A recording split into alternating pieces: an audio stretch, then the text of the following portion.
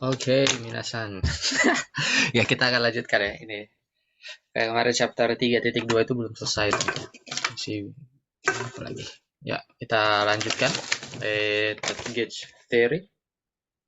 Masih deriving the chiral anomaly. Mungkin kalau ada waktunya dilanjutkan ke Fermi Zero Modes. Oke, good. Yang terakhir kita sudah menurunkan bahwa ada beberapa simetri yang ternyata tidak survive ketika kita menuju ke kuantum. Kemarin kalau kita pakai path integral formulation itu berasal dari perubahan measure-nya. Oke, seperti itu. Sekarang kalau contoh yang kemarin itu masih yang abelian, sekarang kita masuk ke anomali in non-abelian gauge theory.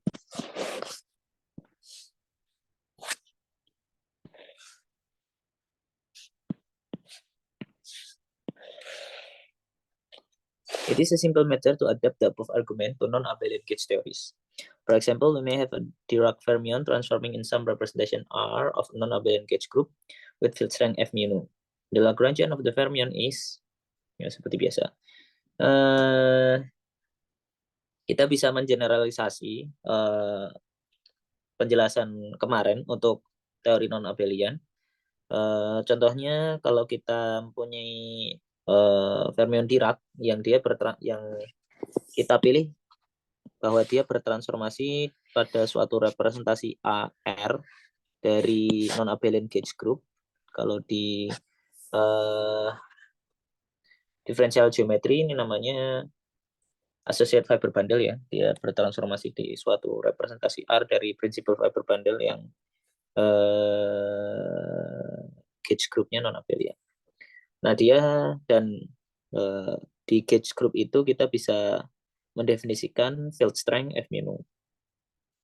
Nah, seperti biasa Lagrangannya ya Lagrangian fermion biasa. L I psi bar gamma mu partial mu I a mu psi. The calculation that we did above goes through essentially unchanged. We need only include trace over color indices. Ya, nah, bedanya sekarang karena kita ada colornya, maka kita harus menambahkan suku ini saja. Kalau yang sudah belajar QCD, biasanya hal-hal yang sudah dipelajari di QED itu tinggal ditranslate ke QCD dengan cara menambah color factor saja.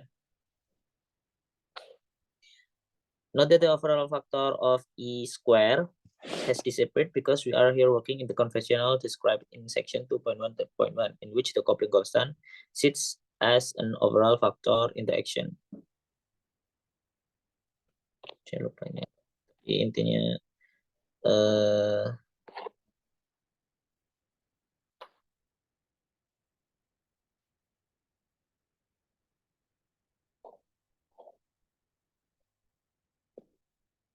ya dia kayaknya faktornya itu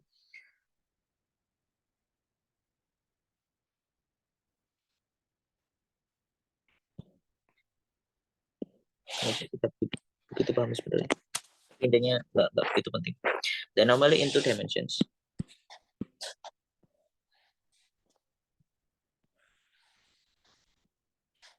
It is a simple method to adapt the argument for fermion in D equal 1 plus 1 dimensions, or indeed for fermion in any even number of spacetime dimension. Now the gamma matrices are 2 by 2, and in Euclidean space we have identitas ini trace gamma 5, gamma mu, gamma nu sama dengan 2i epsilon mu, which means that the term linear in F mu in 3.31 is no non-vanishing. 3.31.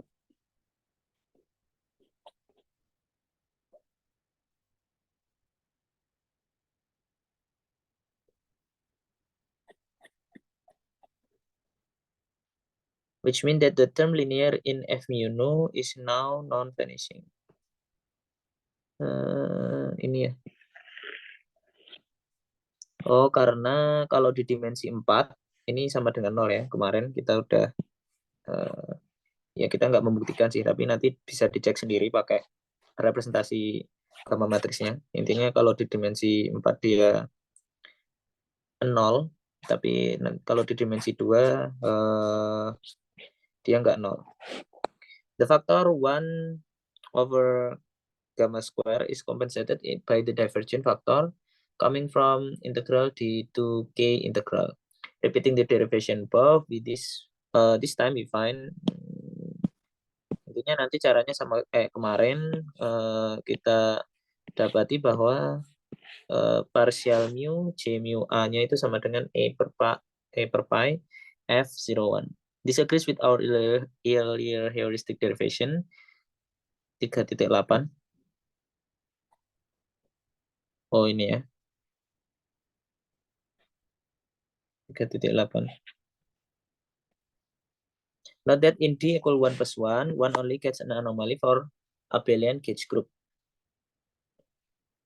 Kalau di dimensi 1 plus 1, yang mendapat anomali itu hanya yang abelian gauge group. Attempting to repeat the calculation for say SUN will give trace F01 equals 0 on the right hand side. Ya, jadi kalau di 2 dimensi, untuk non-abelian itu dia nggak anomali. Sedangkan untuk yang, kenapa nggak anomali? Karena trace-nya itu nanti sama dengan 0. Sedangkan nanti, tapi kalau abelian dia anomali. Oke. Kita masuk ke pembahasan baru, yaitu triangle diagrams.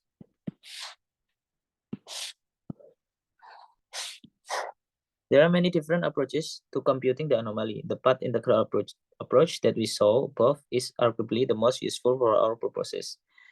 Ada banyak cara untuk menghitung anomalinya, yang cara path integral yang kemarin kita bahas menggunakan mencocokkan measure-nya, itu adalah yang paling useful, yang paling berguna. But it is worthwhile to see how the anomaly arises in other contexts. Nah, tapi worth juga untuk melihat bagaimana anomali itu muncul dari konteks yang lain atau ya cara yang lain. In this section, we see how the anomaly appears in perturbation theory. Nah, di subsection ini kita akan melihat bagaimana anomali itu muncul pada perturbation theory. Indeed, this is how the anomaly was first discovered. Dan ya, karena perturbation theory dalam tanda kutip yang paling mudah ya, ini yang pertama kali ditemukan. We'll start by considering a free massless Dirac fermion. Sekarang kita tinjau massless Dirac fermion yang bebas. The essence of the argument is follow. We'll look at certain class of one-loop Feynman diagram known as triangle diagrams. These are special because they involve both U1, V, current, J mu, psi bar, gamma mu psi, and U1 axial current. Ini vektor current dan axial current. Kemarin kalau masih ingat, yang vektor current itu ya vektor biasa. Kalau yang axial current dia ada hubungannya dengan gamma 5 ya. Even in our free theory, this triangle diagram are UV divergent and net regulating. Walaupun di free theory yang nggak terkoppel dengan apapun, diagram triangle diagram tersebut itu UV divergent juga. The crux of the argument is that any regulation necessarily violates either U1 vector symmetry or U1 axial symmetry. Nah, intinya ketika kita ingin meregularisasi diagram tersebut, maka kita akan melanggar simetri entah U1 yang vektor atau U1 yang aksial. There is no way to make sense of the triangle diagram preserving both symmetries. As we remove the regulation, its memory lingers through the loss of one of these memories. This is the anomaly. Ya, intinya pokoknya ketika kita menghitung triangle diagramnya, maka itu akan violates either U1 vector atau U1 axial symmetry. Let's now see this in detail. We focus on 3-point correlator containing 2 vector current and a single axial current. Nah, kita fokus di 3-point correlator yang ini ya.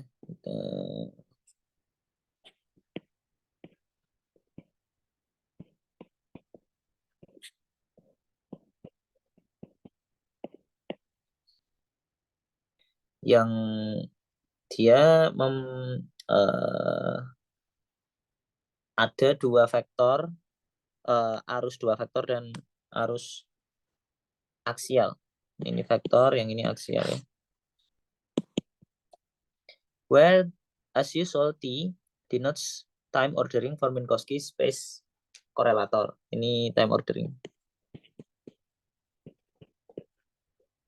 Ya kalau masih ingat 3-point function itu ya kayak gini aja ya.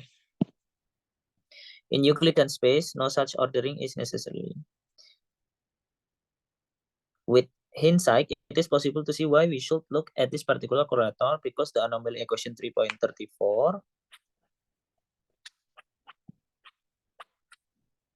ini 3.34 ini yang kemarin kita turunkan.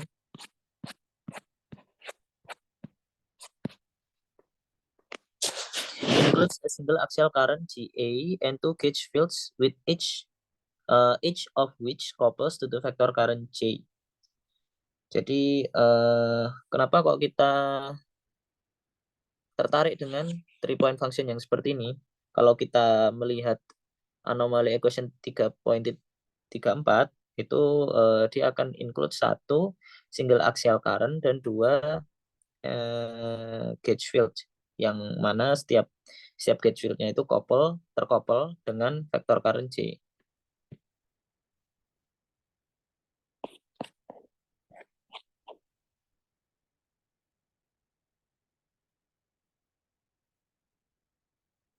Ini aksial.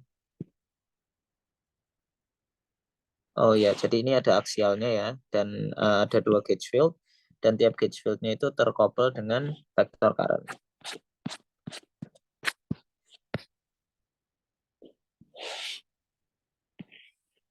Jadi kenapa kalau kita mau melihat 3-point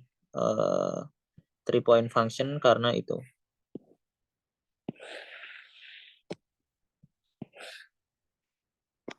It is simplest to work in momentum space. The Fourier transform is, nah, seperti biasa kita Fourier transform ini kita Fourier transformkan ya seperti biasa diintegralkan kasih ini Fourier transform dan dia akan sama dengan di momentum space dikali dengan delta Dirac 3 dimensi.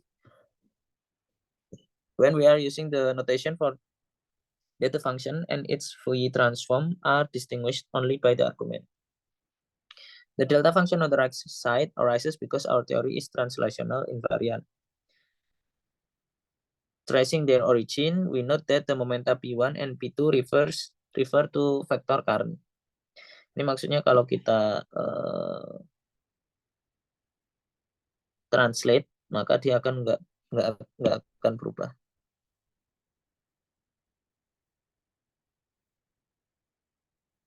Tracing their origin, we note that the momenta P1 and P2 refer to the vector current and Q refer to the axial current. Jadi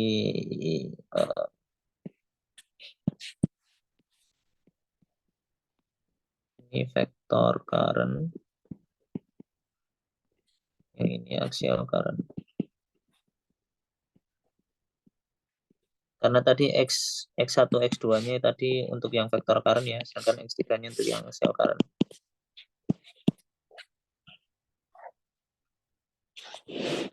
Before we explore the anomaly, let's first see what we could naively expect the conservation of current imply for gamma mu nu P1 P2Q. Consider.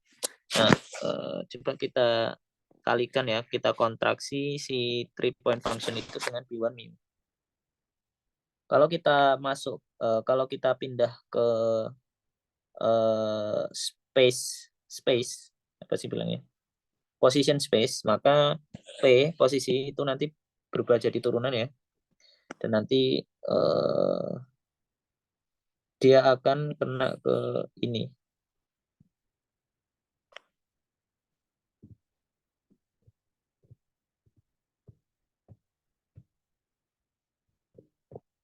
Sebenarnya dia kena ke ini juga, tapi karena si gammanya itu translational invariant, maka oh wait, dari sini ke sini ini kita pakai integration by part ya. Ininya pindah ke sana, ini pindah ke depan dan dikali minus.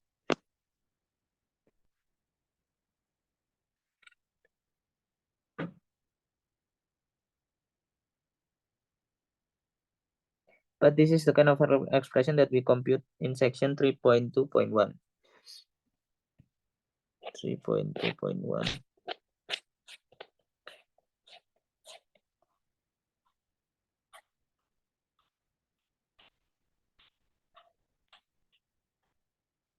Oh ya, yang ini ya. Yang sekitar sini.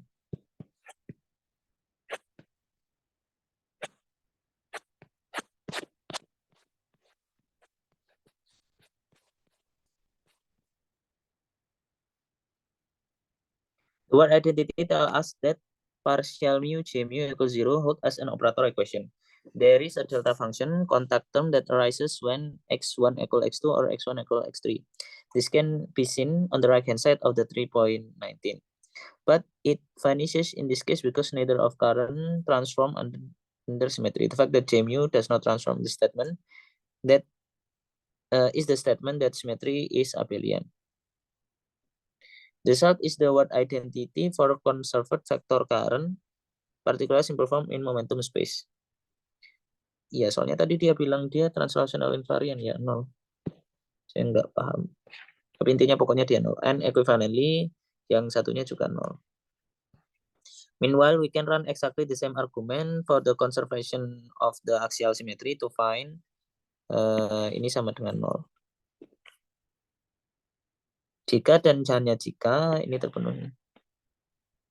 Where the equivalence of the expression comes from for momentum conservation P1, P2 plus Q sama dengan 0. Jadi Q-nya sama dengan minus P1 plus P2 ya.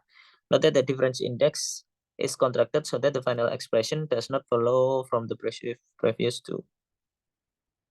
As we will now see, the anomaly means that things aren't quite this simple. Triangle diagrams. The leading order contribution to our 3-point function comes from one loop triangle diagrams. Jadi ini 3-point function ini berkorespondensi dengan triangle diagram yang seperti ini ya.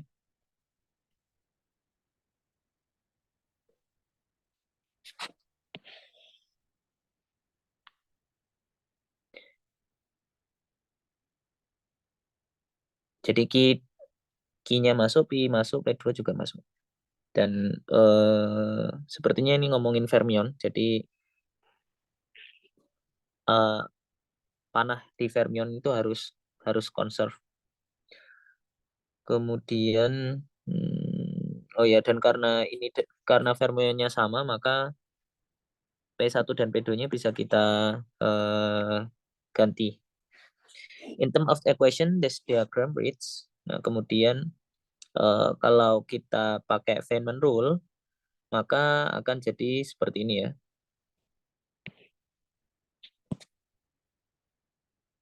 Jadi ini kan yang aksial vektor. Kalau aksial vektor nanti Feynman rule-nya ini. Oh, saya salah.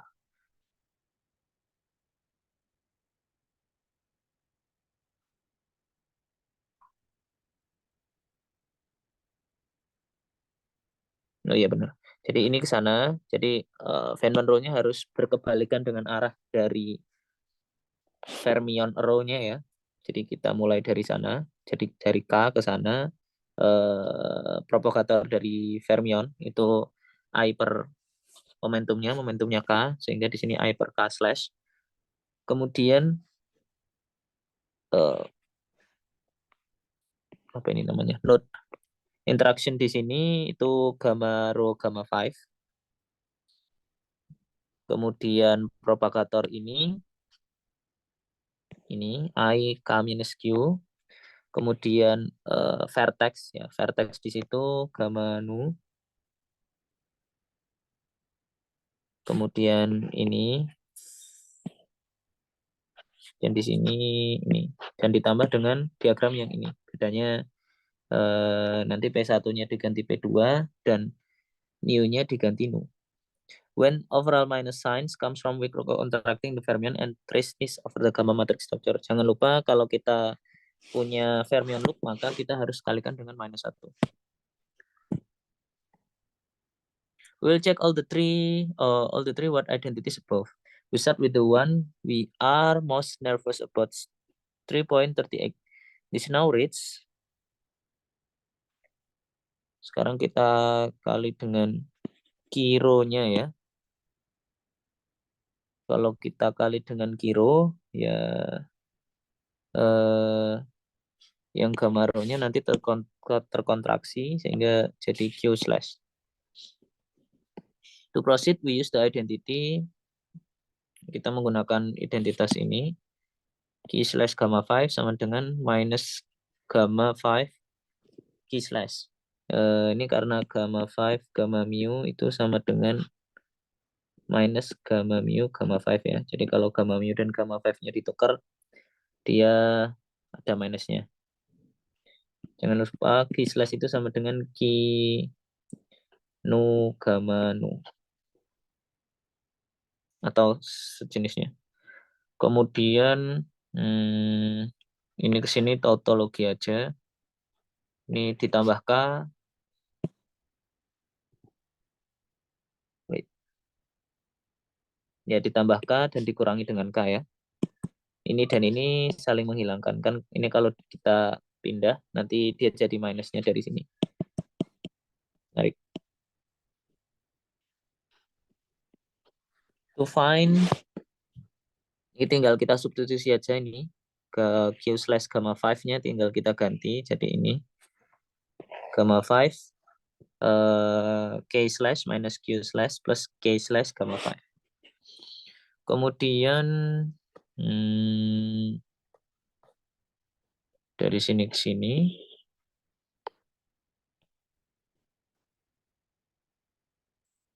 seper K slash gamma 5 plus gamma 5. Ini sepertinya ini sama ini tinggal didistribusikan aja kayaknya. Suku yang ini nanti K minus Q-nya hilang. Sehingga sisanya ini saja dikali ini. Kemudian kalau untuk yang suku ini nanti yang bagian ini hilang. Ya intinya masukin aja doang sih kayaknya. Kemudian diganti nu-nya diganti mu dan P1-nya diganti P2. Ditambah itu. Ya jadinya ini ditambah ini. We are left with 4 terms. We gather them like this. Ini mu, delta 1 mu nu, delta 2 mu nu dengan delta satunya yang gamma mu seperti ditambah gamma 5. Oh ya, ini delta 1 ya. Ini delta 1. Yang ini delta 2.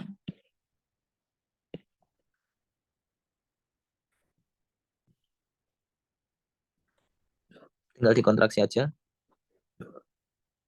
Kemudian dari sini ke sini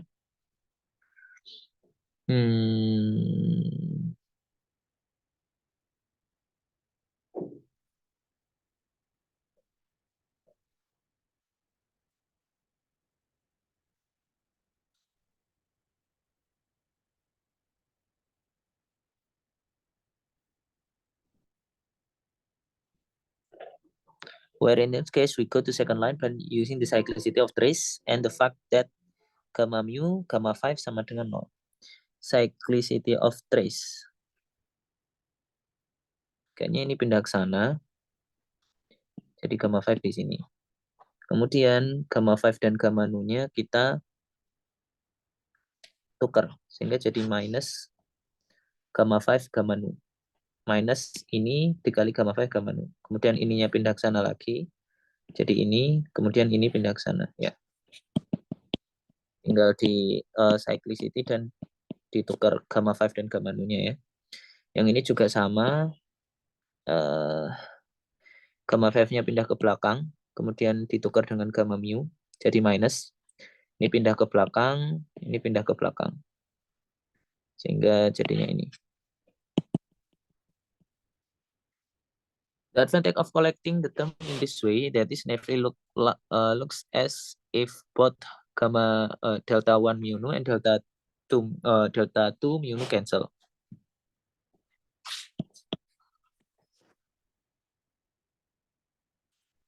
Naively look as if both cancel ya, naively.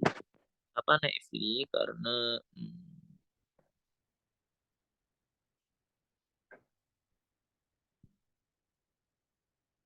Karena kayak ini apa namanya, kebalikannya ya, ini plus ini negatif. Salah. Padahal plus. Ini sama kayak ini sama kayak ini. Cuma bedanya P1 dan P2 dong. Enggak juga sih. Tapi I don't know why he said that it looks naively looks as if both delta 1 and delta 2 cancel. Padahal enggak juga. For example, in delta 1 mu nu, all we need to do is shift the integration variable. Oh, oke. Kita bisa shift the integration variable. The first term from K to K plus P2. Using momentum conservation P1 plus P2 equal minus Q, we see that the two term then cancel. Ya, dengan cara yang seperti ini dia bisa cancel ya. Tinggal kita translate integralnya aja. Something similar happens for delta 2 mu nu. Taken at face value, it looks like we have succeeded in showing the word identity 3.38, right? Oh, well, no. Jadi sepertinya dengan cara yang seperti itu bisa, tapi nggak boleh. Kenapa? The problem with this argument is that all the integrals above are divergent. Oh ya, jadi problemnya adalah all of the integral above are divergent. Jadi integralnya itu divergent. Indeed, all the term in delta 1 and delta 2 have two powers of k in the numerator. Yet we integrate over d for k. Jadi term delta 1 and delta 2 has two power k in the numerator.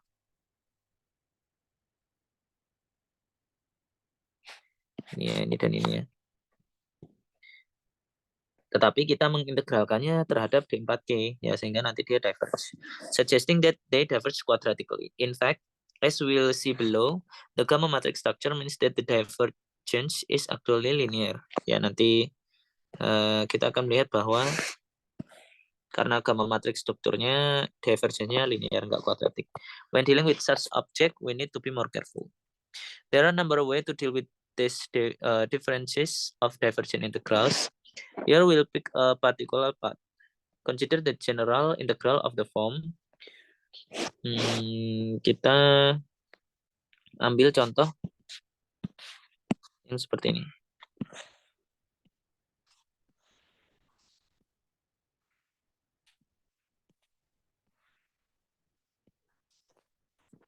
Where FA is such that each individual integral is linearly divergent. Jadi ini nanti dia in linear linearly divergence, yang ini linearly divergence. If we Taylor expand for small a, we have, jadi kita Taylor expand kan untuk small a, each term if boundary value is a boundary value term, moreover, each term in the expansion is less and less divergent. If the original integral is only linearly divergent, we need only the first term.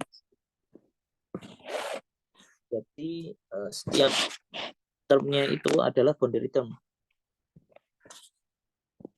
Dan apa namanya, each term in the expansion is less and less divergence.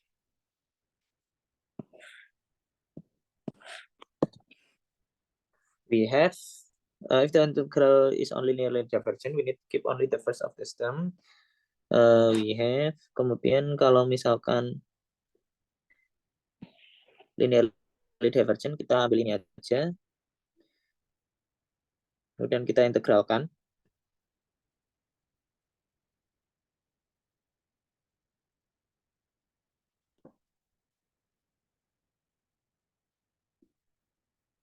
Maka kita akan punya persamaan yang seperti ini.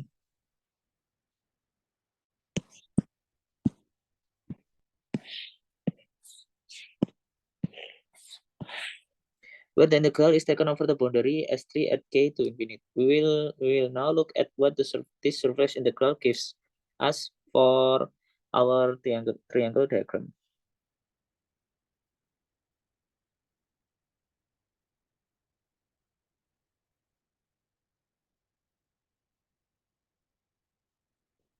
Ya, jadi yang saya pahami ini satu integralnya bisa kita pakai untuk integralin ini, sehingga nanti parsialnya hilang dan dia keluar FK.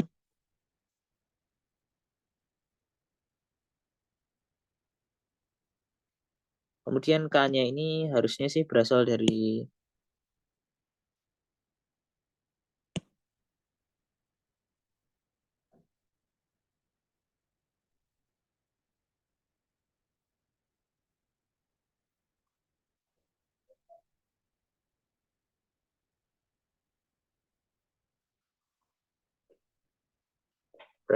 integralin DK ini.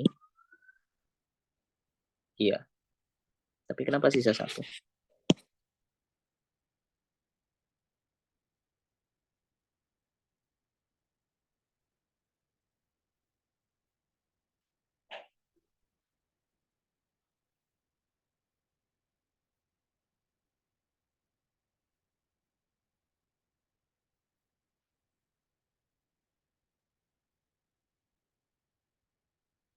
Oh, kayaknya sih ini.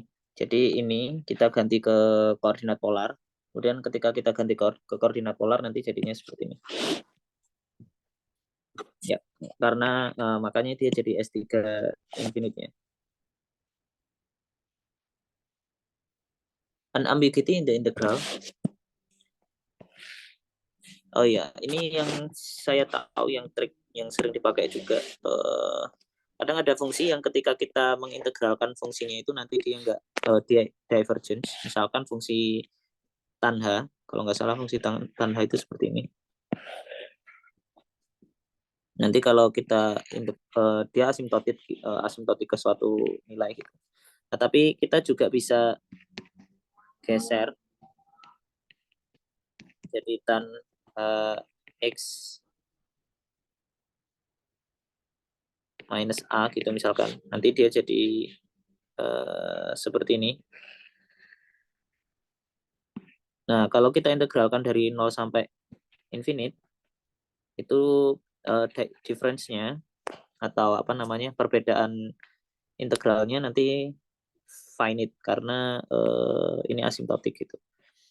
Nah, tetapi kalau kita integralkan masing-masing tan hx sendiri, tan hx minus a sendiri dari 0 sampai infinite, dia diverge. Tapi kalau kita ambil difference-nya, ambil perbedaannya, integralnya jadi finite. To proceed, let's first go back to the beginning and allow general offset beta mu between the momenta that run in the two loops. We then replace 3.39 with 3.39. Ini.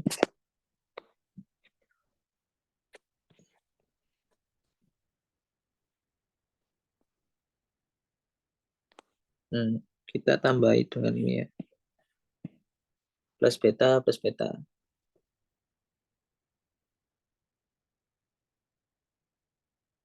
We will first find that the final answer is depend on this arbitrary parameter beta. We will then see how to resolve the ambiguity. Following our manipulation above, we write this as, nanti caranya seperti di atas. Pada akhirnya kita akan dapat ekspresi yang seperti ini, cuma nanti bedanya untuk yang salah satunya kita akan dapati ada suku ini ya, plus beta ya. Wait, harusnya yang lainnya juga plus beta. Oke. Oh enggak ya, intinya begitu. Nanti coba diturunkan aja. Hasil caranya sama, cuma nanti ada suku ada perbedaan di sini. Oh ya, ini yang bagian second diagram ya, yang bagian second diagram. Each of this is of the form 3.40 for delta 1 till 2 we have a difference of two divergent integral. With integrand untuk ini kita akan mau mengintegralkan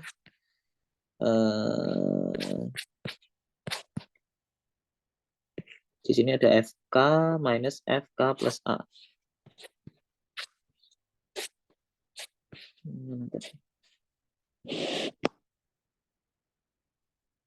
Ya, ini mirip ya. Jadi kalau kita nanti yang bagian sini kita translate, nanti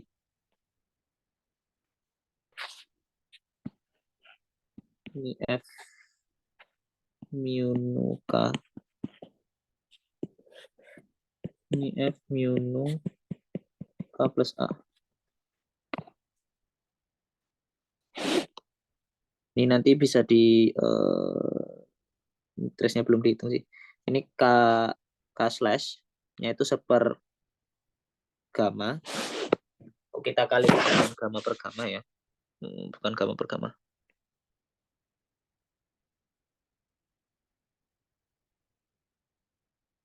Ya, kita kalikan dengan K slash per K slash. Isi per K slash kita kali dengan K slash per K slash.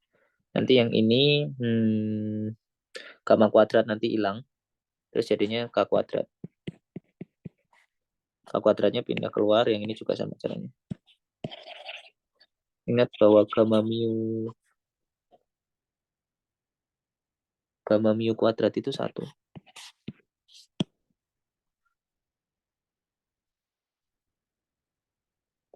We now use the gamma matrix identity 1, 2, 3, 4, 5.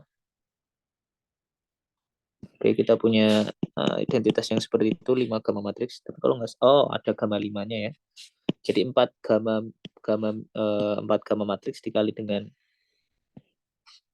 gamma 5 nanti jadinya itu. Tapi kalau odd gamma 5, trace dari odd gamma 5 itu gamma mu itu selalu 0. To write F mu nu K sama dengan ini trace-nya ini kita masukkan identitas itu, nanti jadinya seperti ini.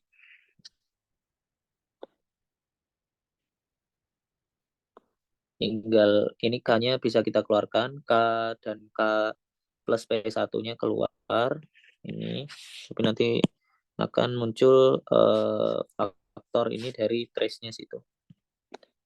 Kemudian K plus P1-nya bisa coret, sisanya wait.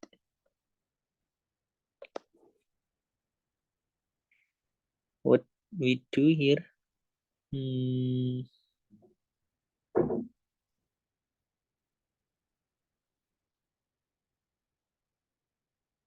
Oh ini, in the second equality we use the antisymmetry of the epsilon tensor to remove the K rho K sigma term. Oh ya, jadi ini nanti K rho K sigma, sedangkan yang ini epsilon nu rho mu sigma. Ini antisimetrik, sedangkan ini simetrik.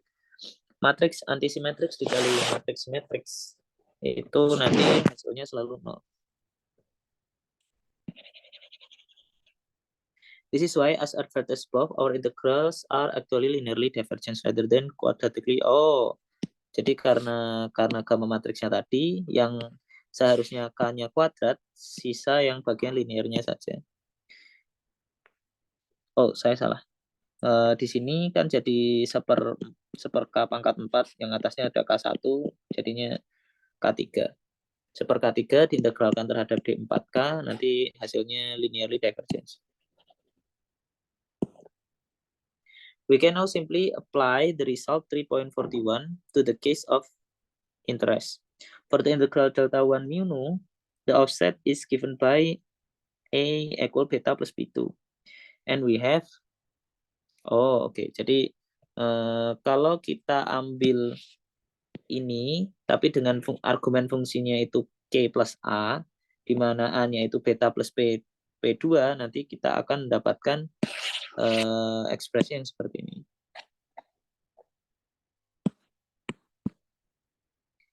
And then we have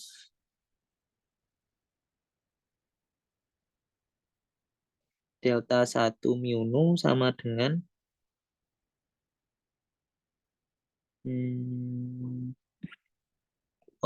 delta 1 mu nu sama dengan ini ya.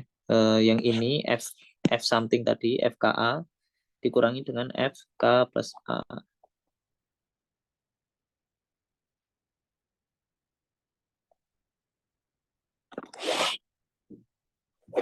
Jadi menurunkannya.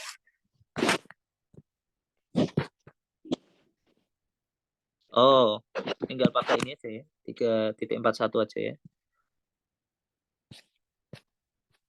Ini nanti di Taylor series.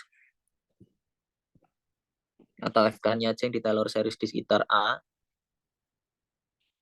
Nanti kalau dikurangi jadinya itu. Oh, kayaknya ininya aja sih. FKA-nya di Taylor series di sekitar K. Harusnya di sekitar K. Nanti jadinya kan minus FK minus A. Ya jadinya ini ya. Tidak susah untuk melihatnya. Kalau yang sudah sering menailor serieskan sesuatu. Kita tinggal pakai persamaan 3.41, FK-nya diganti yang tadi, A-nya berarti tadi ya, beta plus P2, ini makanya ada ini A, terus K3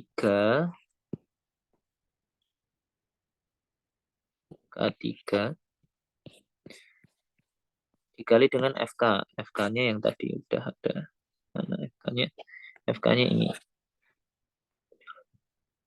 Minus 4 kali minus I. Minus I kali I jadinya 1. Kemudian epsilonnya ini jadi ini. Dan ini jadi ini. Oke. A-nya di sini lambda jadinya. Oh, karena di situ K-nya juga lambda. Di sini mu, tapi kalau yang di sini tadi K-nya lambda ya di sini juga pakai lambda. Tapi intinya tinggal pakai persamaan 3.41 tadi ya. Tinggal kita masukkan aja. Oh, ini udah ada dikasih ya.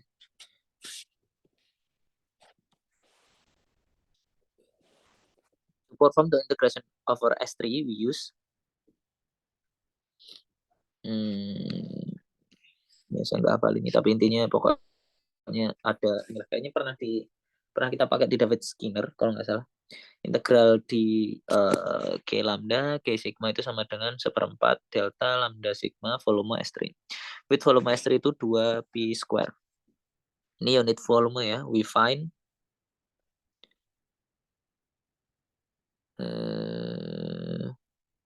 delta 1 mu nu itu sama dengan itu. Soalnya ini dikali dengan ini, tadi hasilnya adalah 1/4 minus 4 epsilon nus rho mu sigma beta plus P2 lambda P1 rho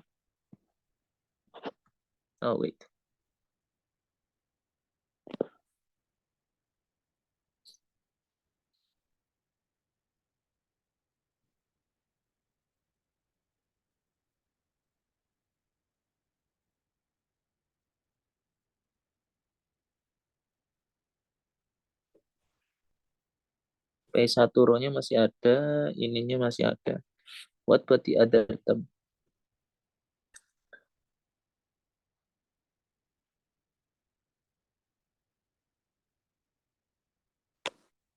Coba kita ganti, kita jadikan dia 1/4. Masih ada 2p⁴ delta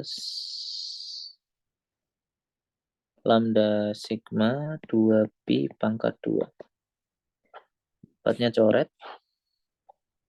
Ini jadi 2/4, coret sama ini jadi 2/3, jadinya 1/8. Pi⁴ coret sama pi⁴2, jadinya 1/8 pi square. Nanti lambdanya ini hilang jadi sigma karena delta ini. Yeah, but the thing is I don't know why this term is vanished.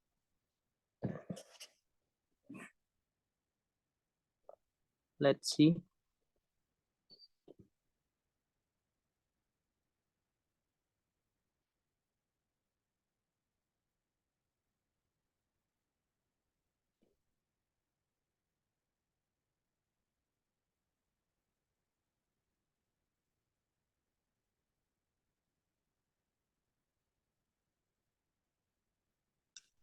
We can go through the same steps to evaluate delta 2 mu no in 3.44. This time we have offset A equal to, ya caranya sama, tinggal diganti A-nya. Nanti kalau delta 1 tilde-nya jadinya ini, delta 2 tilde-nya jadinya ini.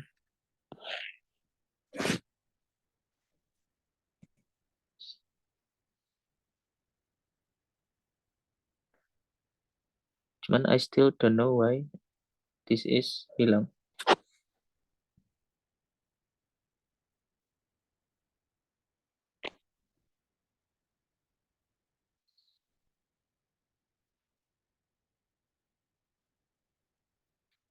Atau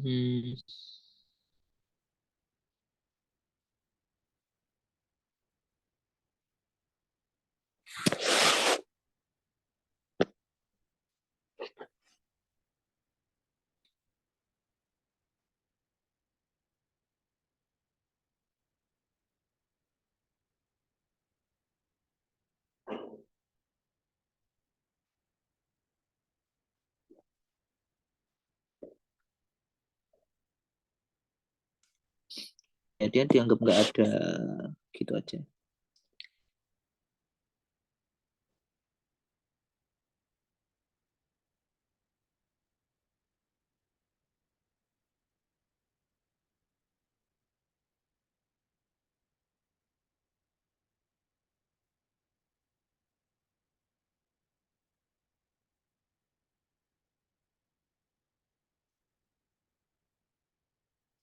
Ya I still don't know, maybe ada identitas atau sesuatu.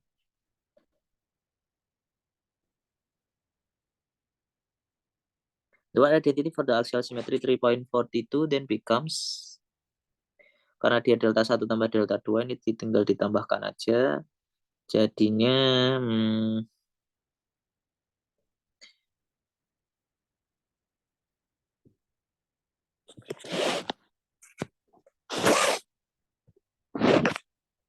kita jumlahkan ya.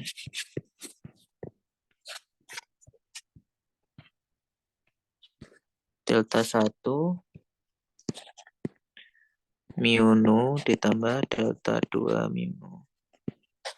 Ini 1/8. 1/8 ini kita keluarkan aja sama epsilonnya, 1/8 pi square epsilon mu nu rho sigma P1 rho beta sigma minus ya, ditambah P1 rho P2 sigma ditambah P2 rho P1 sigma dikurangi P2 rho beta sigma. Dia dijadiin sama, dijadiin 1. Kenapa bisa? Karena rho dan sigmanya bisa kita pindah. Ini jadi plus ya. Ini plus sama-sama. Oh, ini minus. Kenapa kok plus? Ini minus ya. Atau niru di sini aja minusnya yang dikeluarin, jadi keluar plus plus. Ini yang minus, ini plus.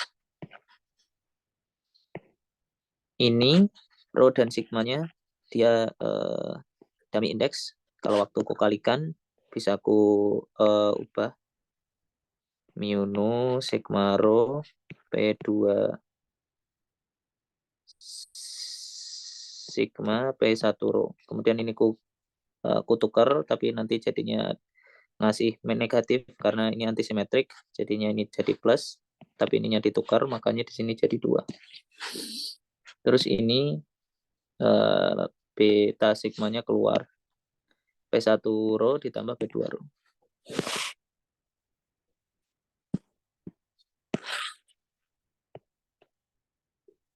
As we suspected, this depend on our arbitrary for momentum beta. Nah, si 3-point functionnya ini dia depend on our arbitrary for momentum beta. The question is, how do we fix beta? Nah, padahal betanya tadi kan sesuatu yang arbitrary kita tambahkan, harusnya dia nggak akan merubah apapun. Resolving the ambiguity, the answer comes by looking at what identity 3.37. For the vector symmetry, it turns out that these two depend on beta. Indeed, we have 3.37. Ini.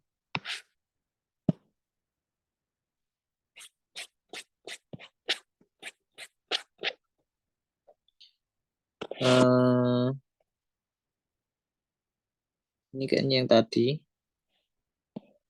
Tinggal dikali dengan P1 mu.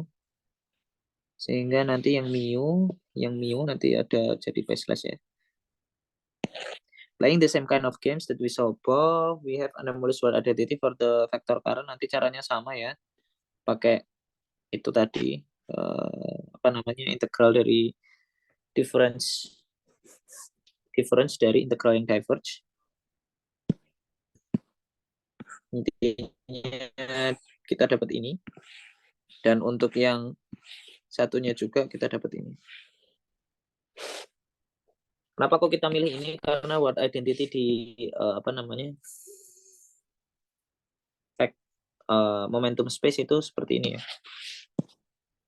We learned that all three word identities depend on the arbitrary for momentum beta. This provides the clue that we need in order to determine beta. Suppose that we wish to insist that the vector current survives quantization. Indeed, this must be the case if we wish to couple this to a background gauge field. In this case, we must choose a beta such that the two vector word identities are non-anomalous. Di kasus ini kita harus mengambil beta sedemikian rupa sehingga two vector dari word identity itu non-anomalous. For this, we must have beta minus P2 sebanding dengan P1. Beta plus P1 sebanding dengan P2 dan beta sebanding dengan P2 plus P1. Kayaknya dari sini deh. Beta minus P2 sebanding dengan P1. Beta plus P1 sebanding dengan P2. Dan P2 minus P1 sebanding dengan beta.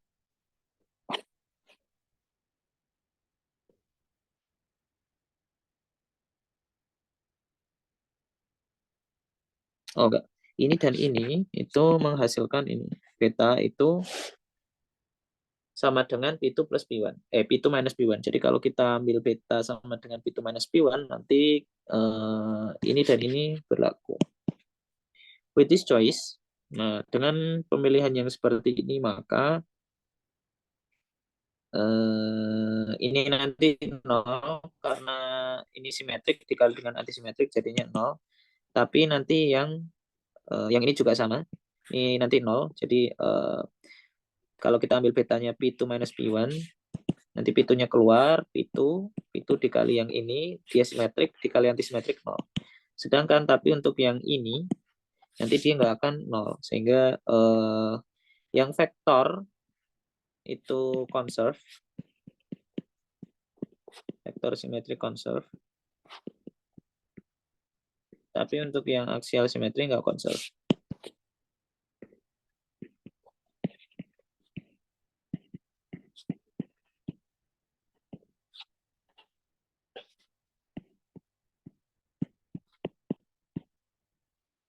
This is the anomaly for the free fermion. Nah, jadi ya kita dapat anomali di aksial. Our discussion above looks rather different from the path integral approach in section sebelumnya. We see that we have an arbitrary parameter beta which allow us to shift the anomaly between the axial and vector current. Why did we miss this before? The reason is that we choose a specific regulator first introduced in 3.28, which was gauge invariant. Oke. Kita di sini pakai regularization scheme yang seperti ini ya. Which was gauge invariant. By construction, this ensures that the vector symmetry is preserved at the expense of axial symmetry. This ensures that the vector symmetry is preserved at the expense of axial symmetry. More generally, different regulator will violate some linear combination of the symmetry. Usually, it is the axial symmetry which suffers. For example, if we use polyfilars, we should need to introduce massive fermion and then mass term explicitly breaks the axial symmetry. Sekarang kalau kita include gauge field. So far, the anomalies in momentum space looks rather different from our original action. Ini. Yang di section kemarin kan anomalisnya seperti ini ya bentukannya. Tapi kan tadi kita lihat bentukannya agak beda dikit.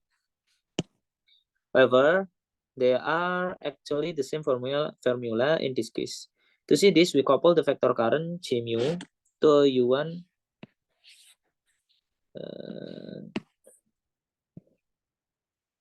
we couple the vector current to U1 gauge field. So fermion now described by the action ini ya. Jadi apa namanya? Jadi covariant derivatif. Ada A mu-nya. For the purpose of our discussion, A mu could be either a fixed background field or alternatively a dynamical gauge field. From our previous definition, we have ini apa namanya?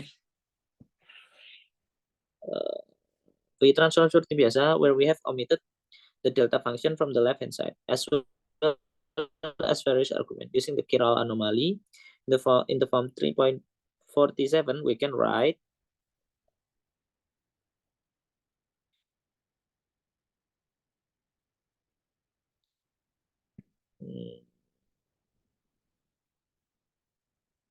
sepertinya ini kita ganti dengan ini ya.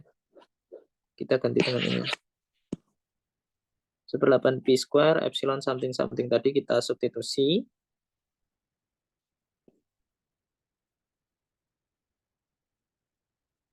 G mu parsial A. Dari mana parsial A? Oh, dari sini ya. Jadi kalau momentum itu nanti dia akan berubah jadi atau dari ini deh. Yang betanya sudah kita ambil P2 min P1 sehingga yang suku satunya nanti hilang. Suku satunya hilang, tinggal suku yang itu saja. Tinggal suku yang ini. P1 dan P2-nya nanti dia terkoppel ke gauge field-nya dan jadi turunan. Jadinya ini. Kemudian ya seperti itu kita inverse Fourier transform. Ininya kita kali inverse-nya sehingga nanti jadinya seperti ini. Nah, saya lupa di mana, di David Skinner atau kayaknya David Skinner. Kalau kita punya seperti ini bisa kita pecah ya, bisa kita pecah, tapi ada tambahan permutasinya. But the two-point function of the current and gauge field can be read off from the Feynman rules for the action 3.48. Ini dan ini bisa kita hitung dari Feynman rules dari ini ya. Yaitu ini. I delta mu nu dikali dengan partial delta Dirac. Delta algebra then allow us to reproduce the anomaly in momentum space. Oh wait.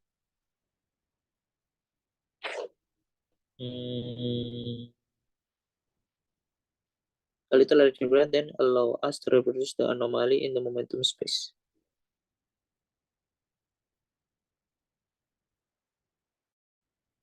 Terus kenapa gitu loh?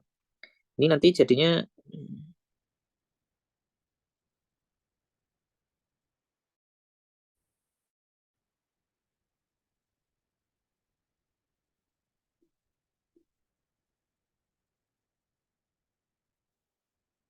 kalau ini diganti dengan ini, terus ini diganti dengan something yang lain.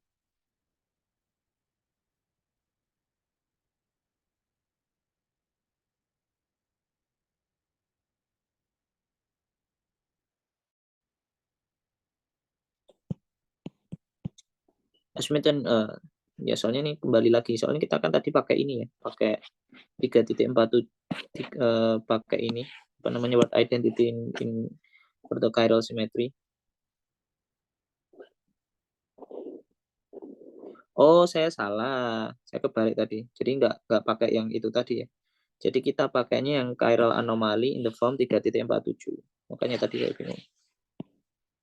Jadi kita berawal dari sini, nanti kita in the end bakal balik dari sini. Jadi saya salah berarti.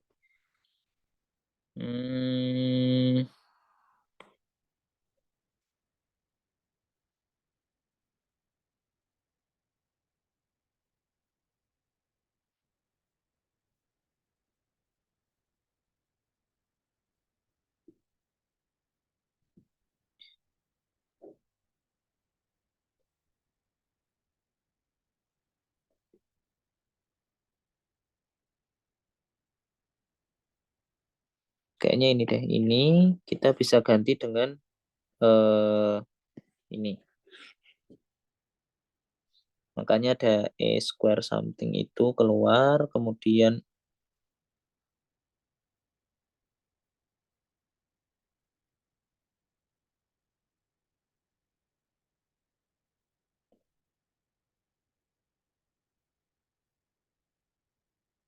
sepertinya nanti F mu-nya nanti dibuka ya. F mu sama dengan apa nanti dibuka. Kemudian ada faktor 4-nya. Ya, intinya ini ke sini nanti kita pakai 3.47 dan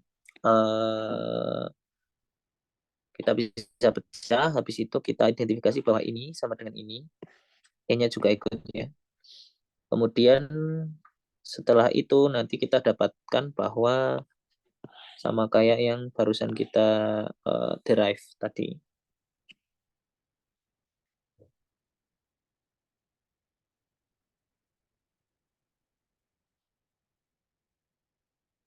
Oh iya benar, delta itu kalau di Fourier transform nanti jadi P, benar nggak?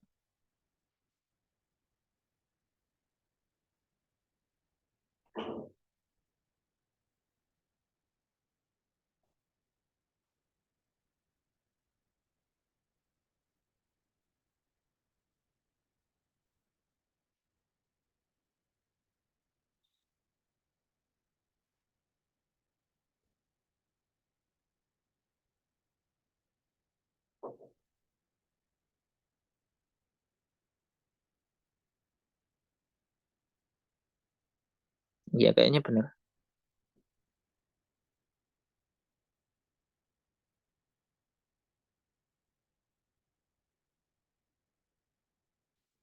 Ya, intinya begitu.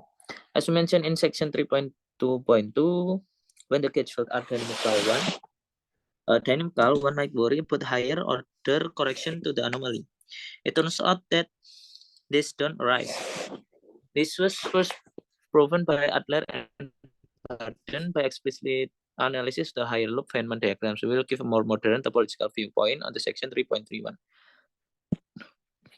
Ya intinya di section ini kita derive what anomalies tapi pakai perturbation theory. Caranya seperti tadi. ternyata dia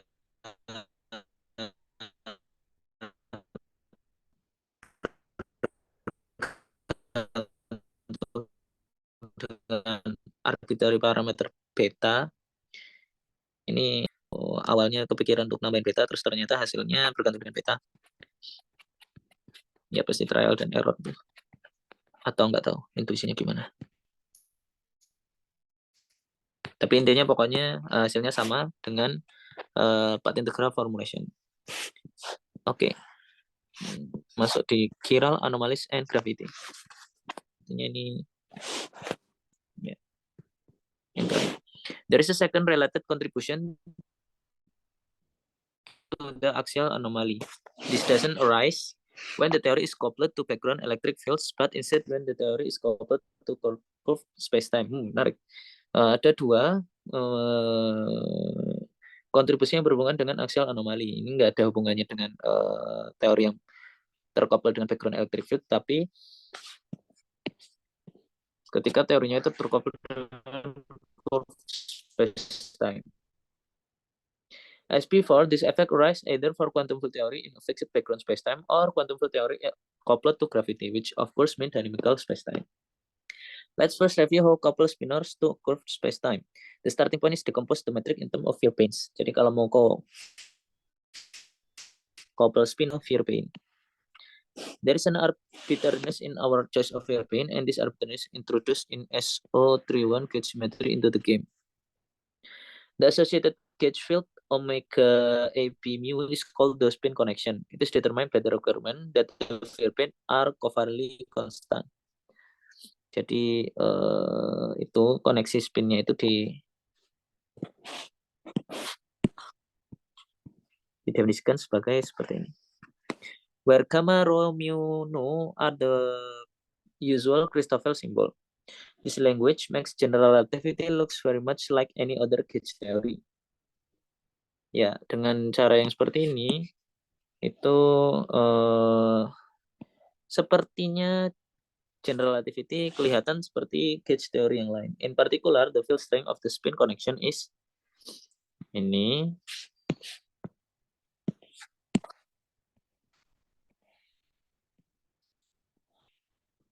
It's related to the usual Riemann tensor by this measuring is just what we need to couple the Dirac spinor to a background curved spacetime. The appropriate covariant derivative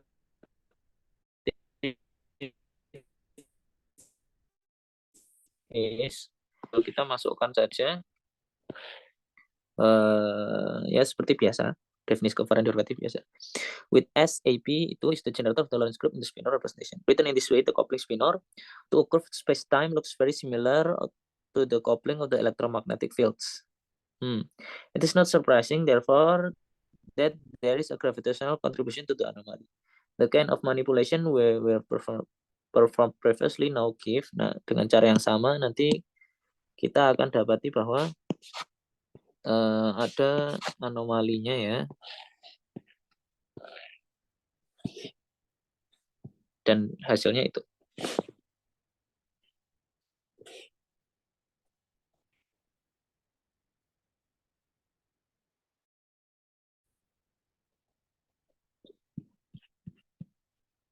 Oke, kita lanjutkan sedikit ke Fermi-Zeromus saja.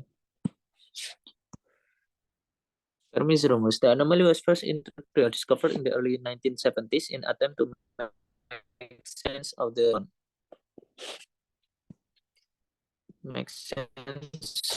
observed decay rate of neutral pion to a pair of photons.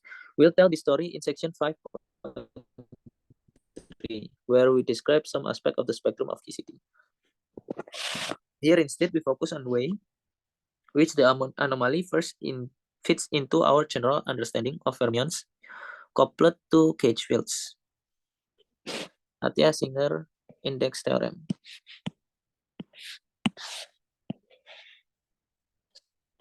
The anomaly has a rather nice mathematical interpretation. It is manifestation of the famous Atiyah-Singer index theorem. Consider again the Dirac operator in Euclidean space in the background of a general gauge field A mu. The operator ID/ is Hermitian and so has real eigenvalues.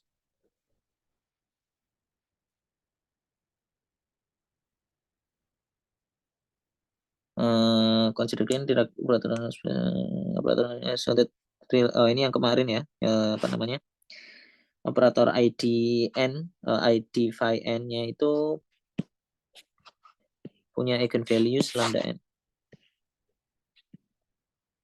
Whenever we have eigenfunction phi n with lambda n not equal 0, then gamma 5 phi n is also an eigenfunction. This follows because gamma mu gamma 5 sama dengan minus gamma 5 gamma mu seperti tadi ya. So,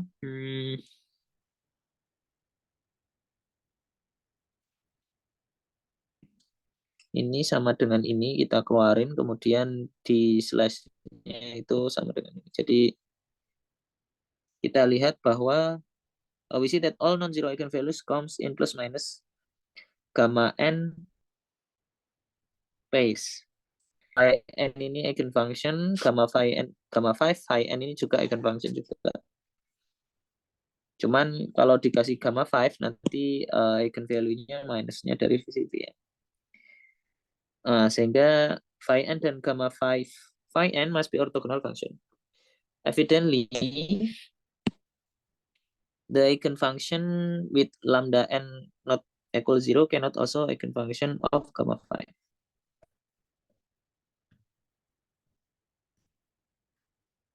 Karena dia ortogonal, maka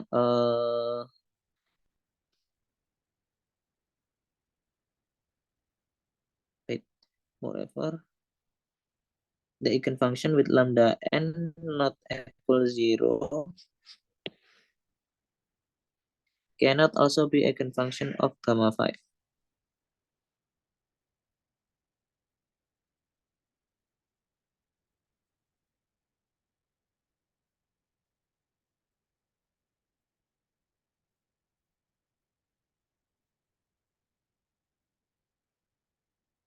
However, the zero eigenvalues are special because the argument above no longer works. The corresponding eigenfunctions are called zero modes. Zero eigenvalue are special because the argument above no longer, ya, karena dia nggak plus minus ya, maksudnya kalau yang zero eigenvalue ya dia nggak bisa dijadikan dua kayak tadi, dan itu disebut dengan zero modes. Now it may well be that phi n and gamma 5 phi n are actually the same functions. More generally, kalau eigenvalues-nya 0, maka phi n dan gamma phi n adalah fungsi yang sama. More generally, for the zero modes, we can simultaneously diagnose ID and gamma 5 because both phi n and gamma 5 phi n have the same ID slash eigenvalue, namely 0 ya.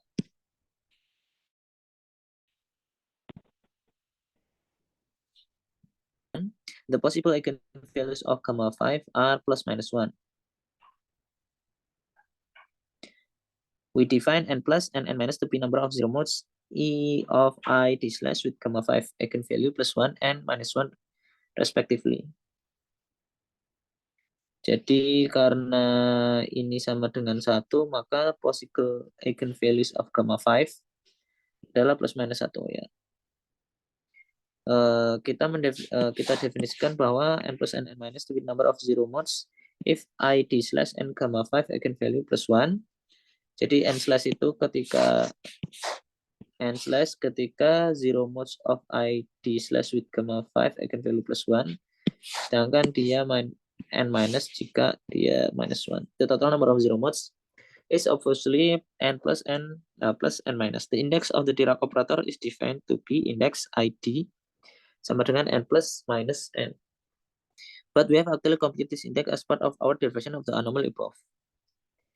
To see this, consider again the result 3.32. Ini ya. Ini sama dengan ini.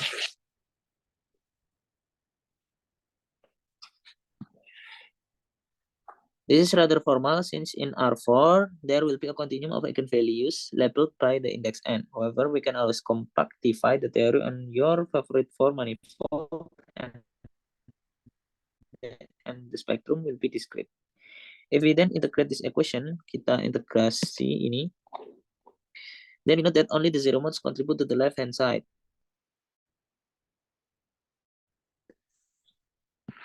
Sama dengan then phi n and gamma. Oh ya, nice. Jadi ketika apa namanya lambda n tidak sama dengan 0, phi n dan gamma phi n itu orthogonal function. Sehingga kalau kita dot produkkan, ya, dot produkkannya pakai ini, dia 0 gitu. Sehingga yang survive hanya ketika eigenvalue-nya sama dengan 0 karena mereka bukanlah orthogonal function ketika itu. This means that the left hand side is the index that we want to compute. Ini sama dengan zero mode sama dengan jumlahnya plus apa minus tadi?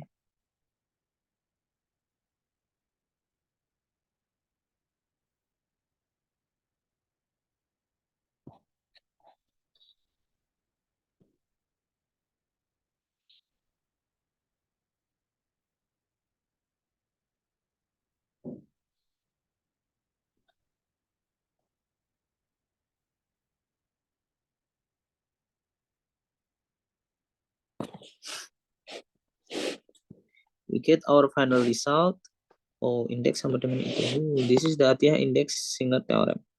Mathematicians usually state this in unit where e equal 1. Note that the right hand side is exactly the quantity that we showed be integer in section 1.2.4 when considering the theta angle in Maxwell theory.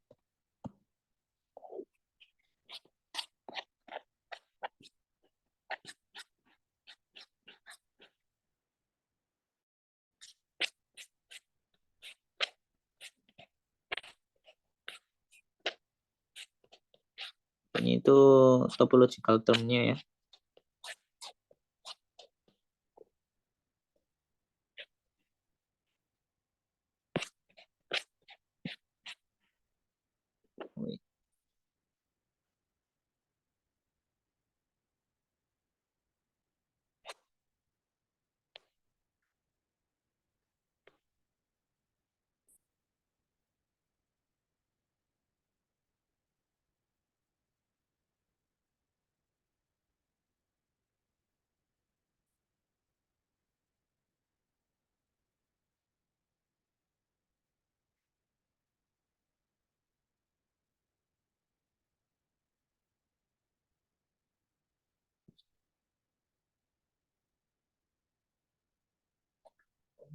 Zero modes.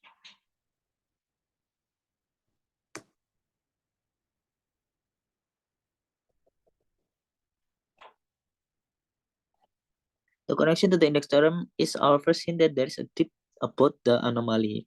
To illustrate this in physical terms, consider our theory on space R cross X, where X is closed spatial tree manifold. We define the axial charge QA and the gradient seperti biasa. We also parameters R by T, think time, even though we are in Euclidean space.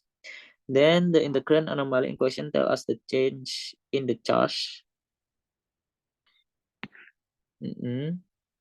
Sama dengan QA minus QA ketika infinite sama dengan ini. The left hand side is integer because of quantum mechanics. Meanwhile, the right hand side is an integer because of topology. The anomaly equation relates these two ideas. This connection to topology also explains why the anomaly equation 3.34 or for non-abelian case theories is exact and does not get corrected at higher order in perturbation theory. It is implied because the right hand side of 3.51 is an integer and any correction, say at order e to the 4, will change this.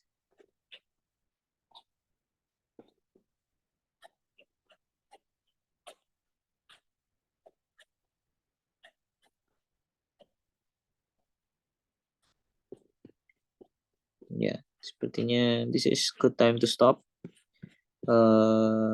Intinya yang sudah kita bahas pada kesempatan kali ini adalah kita rederive the anomaly dengan perturbation theory, dan kita sedikit tadi membahas anomali dan gravitasi. Kita juga bisa memandang gravitasi seolah-olah seperti gauge theory dengan cara yang seperti ini.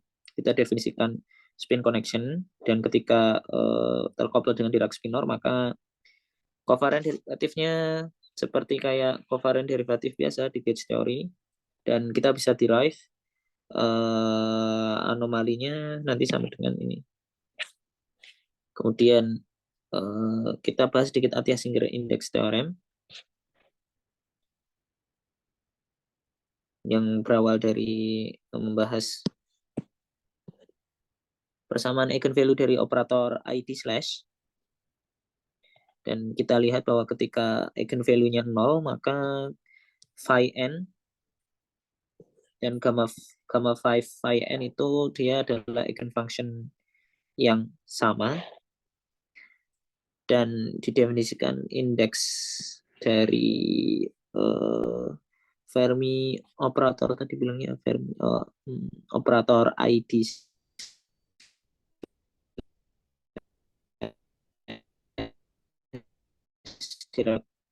dan tadi kita lihat bahwa ini sama dengan ini menarik karena ini suku yang kanan itu adalah suku topologi yang dia juga integer,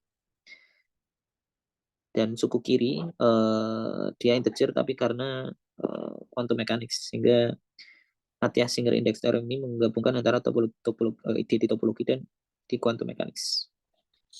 Ya. Selanjutnya sepertinya kita akan membahas lebih dalam tentang Fermi Zero Modes di pembahasan-pembahasan yang lain.